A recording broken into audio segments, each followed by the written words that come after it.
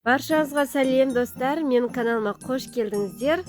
Бүгін сіздерге пісіруді қажет етпейтін, тез дайындалатын және дәмді салаттардың бірі, қазіргі хит салат дайындауды көрсетемін. Алдымен бізге видеоны көрместен бұрын каналға тіркеліп алыңыз. Бізге қызанақ керек. Қызанақты осылай турап, үстіне ұзынша етіп, колбаса, яғни шұжығымызды турап қосамыз. Оның үстіне сырымызды тураймыз. Төрт бұрышты және жіңішке болуы тиіс.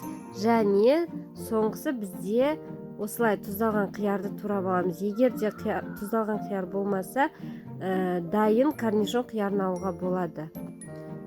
Салат жапырағын осылай қолмен үзіп қосамыз. Сол кезде өте әдемі болып көрінетін болады.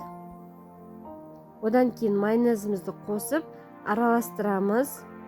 Тұз қоспай қойсаңыз болады, себебі бұл жерде тұздалған қияр болғандықтан тұзды аса қажет етпейді.